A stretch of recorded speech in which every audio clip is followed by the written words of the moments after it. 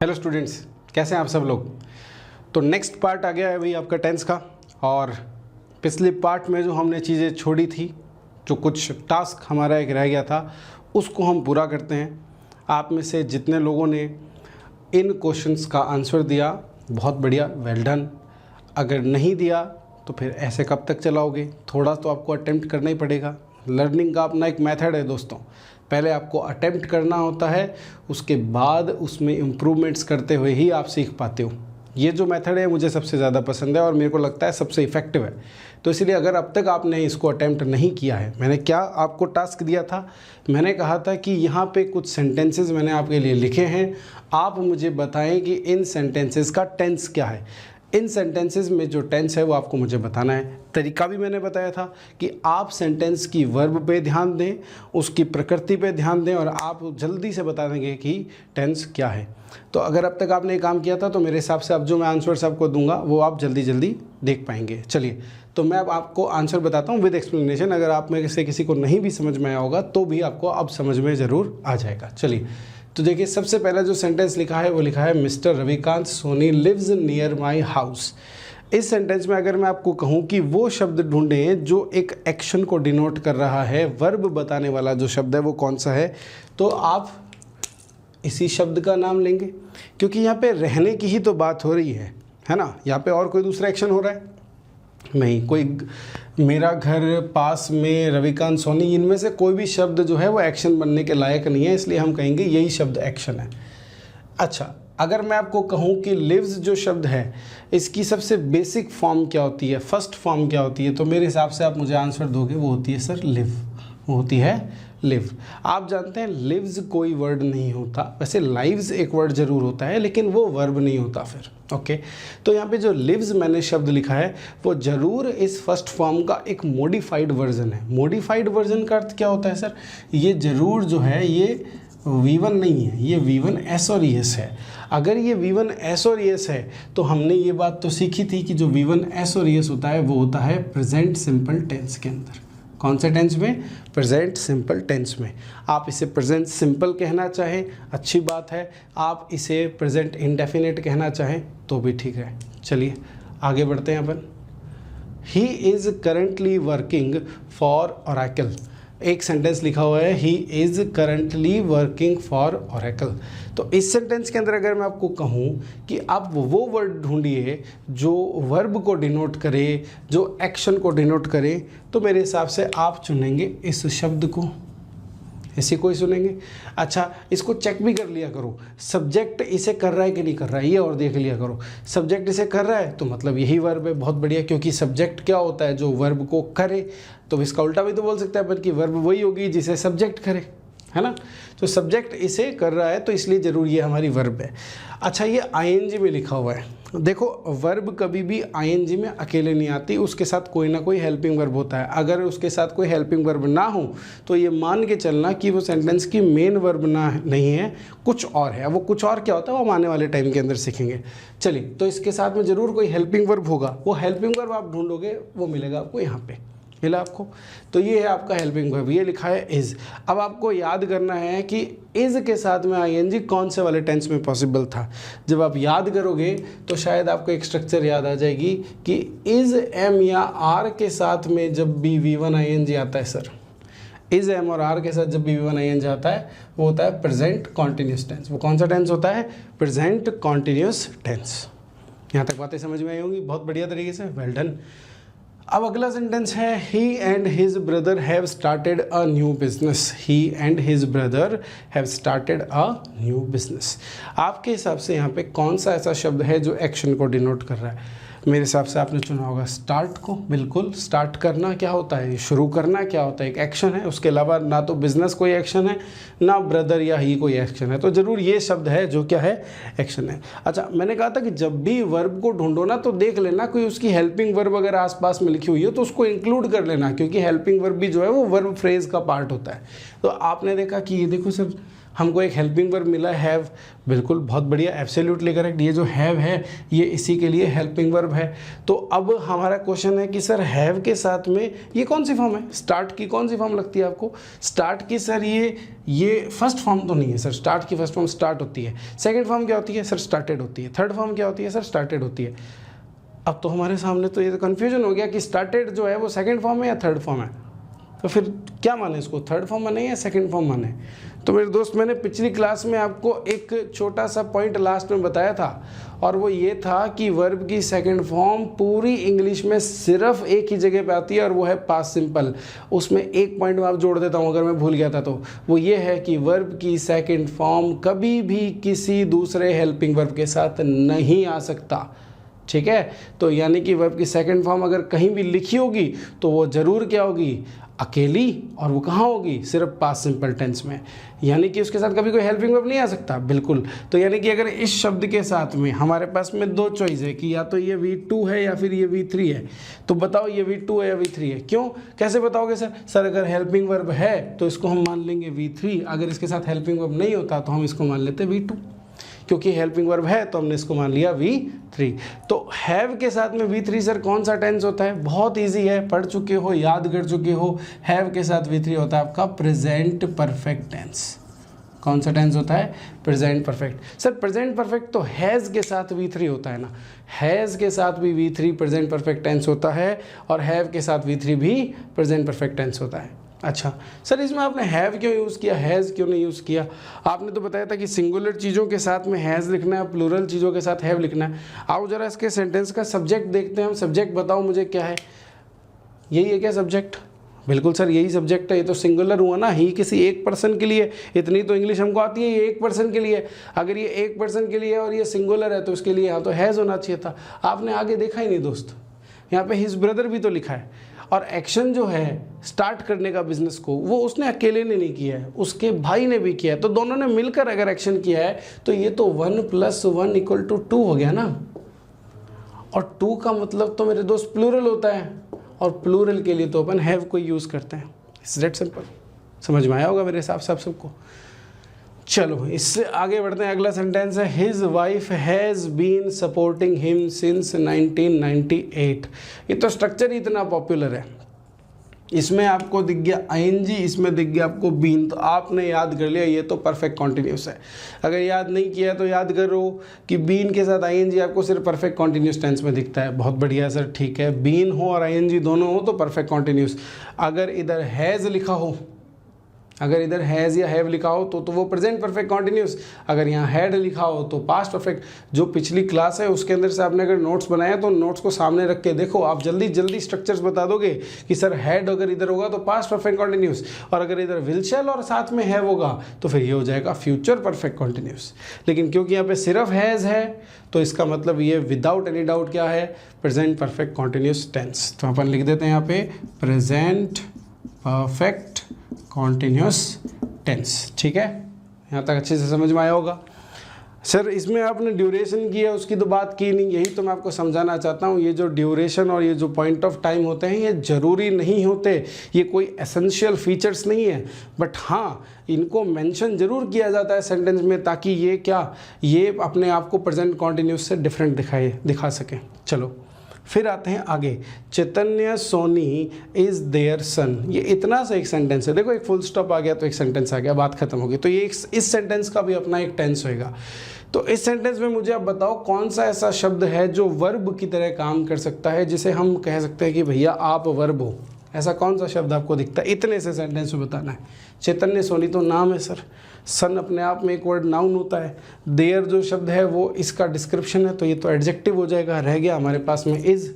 ये जो is word है ये क्या लगता है आपको? इज यही होगा, वर्ब तो होगा। अच्छा मेरा तो क्वेश्चन आपसे ये है कि हेल्पिंग वर्ब है या मेन वर्ब है? अब जो मैं आपको कुछ बता रहा हूँ ये मैं आपको पहले एक क्लास में पहले भी पढ़ा चुका हूँ। तो एक लेक्चर जो पहले इससे हमने रिकॉर्ड किया हुआ है बेसिक्स का, उसमें मैंने ये चीज़ क्लियर की थी। बताओ ये क्या है, हेल्पिंग वर्ब या मेन वर्ब? अब जिन स्टूडेंट्स ने पिछले लेक्चर्स को बढ़िया सिंसियरिटी के साथ देखा है वो तो देंगे आंसर ये मेन वर्ब, और जिन्होंने पहला रटा रखा है वो बोलेंगे हेल्पिंग वर्ब। देखो इज, एम, आर, वॉज, वर, ये सब हेल्पिंग वर्ब होते हैं विदाउट एनी डाउट, बिल्कुल सही कह रहे हो। लेकिन ये हेल्प करते किसको हैं? मेन वर्ब को। अगर वो मेन वर्ब भी सेंटेंस में ना हो तो फिर ये कहाँ से किसी की हेल्प करेंगे? जब ये हेल्प नहीं करेंगे तो ये हेल्पिंग वर्ब नहीं, तो फिर ये क्या बन जाएंगे? आओ मेरी बात याद करो अच्छे से। Is, am, are, was, were, has, have, had, जो भी जितने डू, डज, डिड, जो भी आप हेल्पिंग वर्ब्स याद करते हो, इनके साथ अगर कोई मेन वर्ब ना हो तो यही मेन वर्ब की तरह एक्ट करने लगते हैं। बोलो याद हुई बात?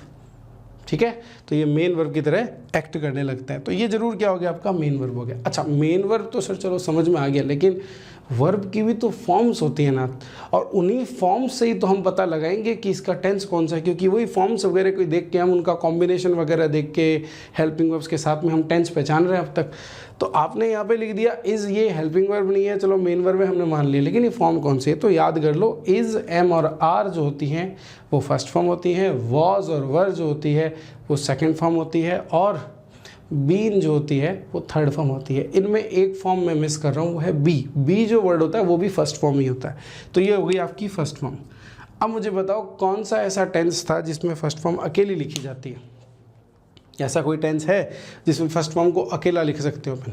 आप जब उन स्ट्रक्चर्स को देखोगे, खंगालोगे, देखोगे, पहचानोगे, तो फिर आपको पता चलेगा वहाँ पे सिर्फ एक ही ऐसा टेंस है जिसमें ये पॉसिबिलिटी होती है, और वो होता है प्रेजेंट सिंपल टेंस। ठीक है, तो ये present simple. Sir present simple के साथ तो इज, एम, आर, सॉरी वो एस और एस भी तो आता है ना? जरूरी नहीं होता दोस्त, जरूरी नहीं होता। कई बार बिना एस और एस की भी अगर फर्स्ट फॉर्म लिखी हुई है तो मान के चलोगे वो कौन सा टेंस है? वो प्रेजेंट सिंपल टेंस है। इसका एक और हिस्सा है हमारे पास में, देखो ये रहा, he repaired my bike yesterday. He repaired my bike yesterday. Yesterday word जो है इस पर कभी ध्यान दिया हो आपने? इसका अर्थ होता है बीता हुआ कल। इसका अर्थ होता है बीता हुआ कल। क्या बीता हुआ कल जब आप बोलते हो, यस्टरडे वर्ड को बोलते हो, तो आप क्या फील करते हो? वो प्रेजेंट का टाइम है, वो फ्यूचर का टाइम है, या वो पास्ट का टाइम है? क्या लगता है आपको? बिल्कुल, बहुत अच्छे से सबने जवाब दिया होगा। ये ऑफकोर्स पास्ट का टाइम है। तो पास्ट के 4 ऑप्शन में से चुन लो। पास्ट का कौन से होते हैं 4 option? Past simple, continuous, perfect और परफेक्ट कॉन्टिन्यूस। अब पास्ट परफेक्ट कॉन्टिन्यूस के अंदर होती है सेकंड फॉर्म। चेक करो सेकंड फॉर्म है क्या? बिल्कुल, ये देखो ये रही। तो ये जरूर क्या है आपका? पास्ट का सिंपल। देख लो, ऐसा कुछ थोड़ी कोई अपन ने जल्दीबाजी कर दी है यहाँ पे, कोई मैंने जल्दी से जादू वादू करके आगे बढ़ गया मैं। कोई हेल्पिंग वर्ब दिख रहा है आपको?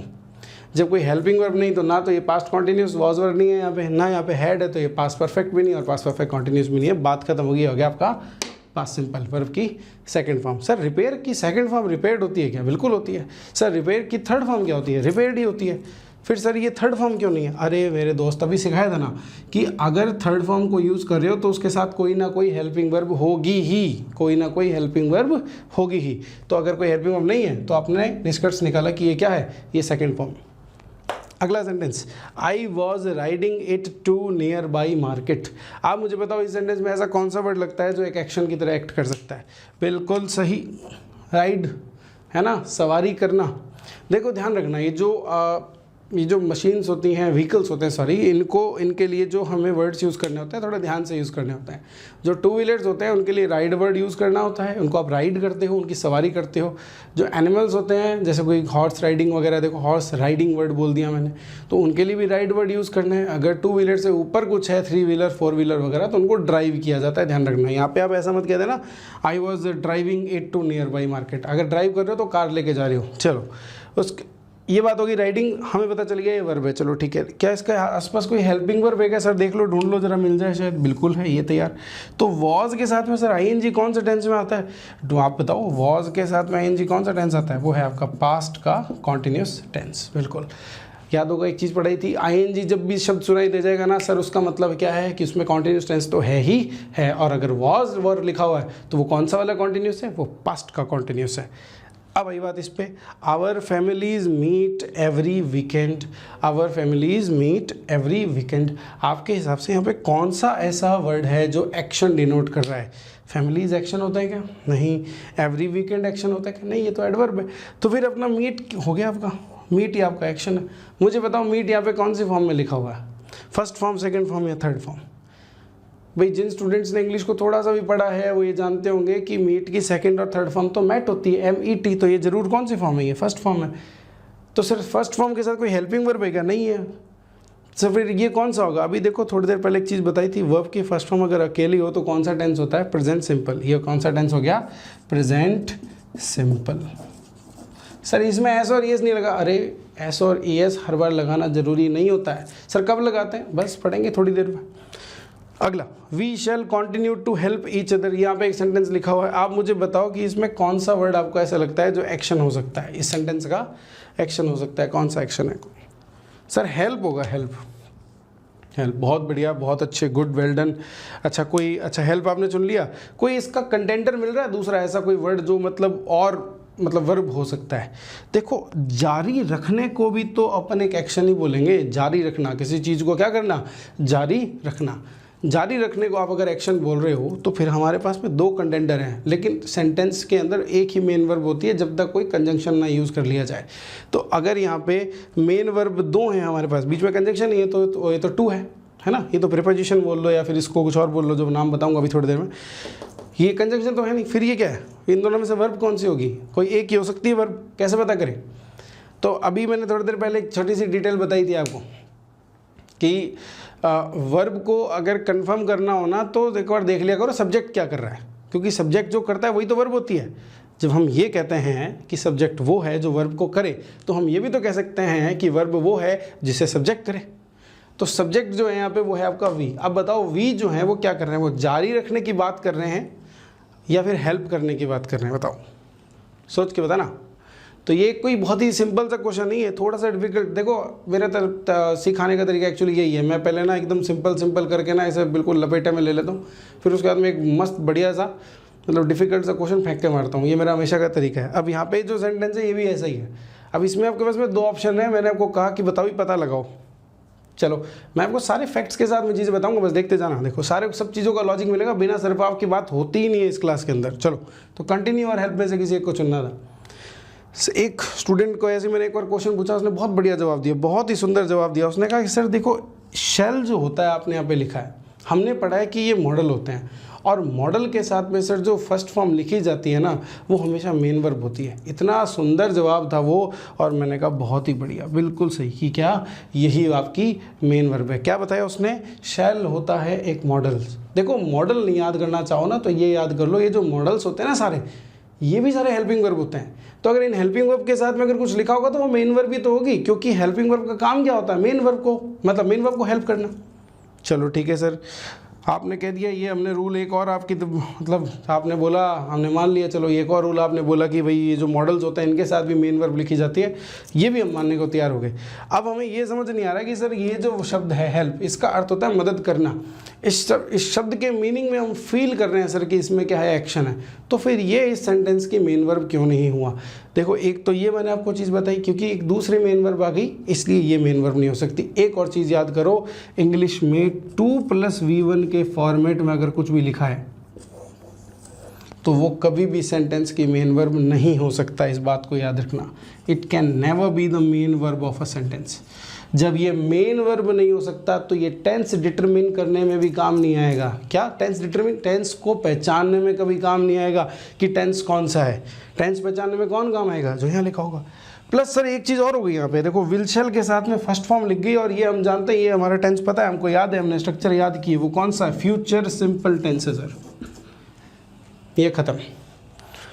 तो ये थी एक छोटी सी एक्सरसाइज जिसमें मैंने आपको सिखाया कि आप टेंस को रिकॉग्नाइज कैसे करोगे। क्या तरीका था?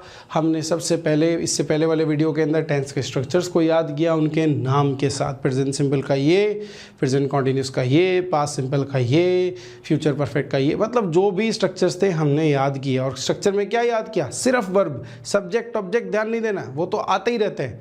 सिर्फ वर्ब वाला हिस्सा ध्यान देना है, वर्ब वाले हिस्से। क्यों सर? क्योंकि टेंस इज वर्ब फॉर्म, तो वर्ब वाले हिस्से को अपन देखते गए, टेंस बताते गए। इस पूरी की पूरी एक्सरसाइज को हमने बढ़िया तरीके से सॉल्व कर लिया। तो भाई ये था टेंस का पार्ट 4 कहो आप या पार्ट 3 कहो, जैसा भी, मुझे याद नहीं है कौन सा पार्ट चल रही है, बट चलो जो भी पार्ट है, इससे अगले पार्ट के अंदर हम कन्वेंशनल तरीके यानी पारंपरिक तरीके से जो टेंस पढ़ाया जाता है वो आपको पढ़ाना चालू करेंगे। बहुत ज़रूरी था ये कि आप लोग पहले इस बात को जान लें कि टेंस 12 तरह के होते हैं, उसको फील कर लें, उनको पहचानना सीख लें। अब और बढ़िया कन्वेंशनल तरीके से एक एक टेंस को पढ़ेंगे, उनके छोटे छोटे नुआंसेस, छोटे छोटे डिफरेंसेस को जानेंगे, उन पे आने वाले क्वेश्चंस को देखेंगे, वो क्वेश्चन जो आपके एग्ज़ाम में आते हैं। ये कोई क्वेश्चन आपका एग्ज़ाम में नहीं आता, फालतू है सब ये, लेकिन इसको सीख लेने से एग्ज़ाम में आने वाले क्वेश्चन आप बेहतरीन तरीके से कर पाएंगे। चलिए मिलते हैं अगले क्लास के अंदर guys. Thank you so much. यहीं तक था हमारा टेंस का बेसिक। अब हम टेंस को पारंपरिक तरीके से सीखेंगे। मिलते हैं अगली क्लास में। Bye bye.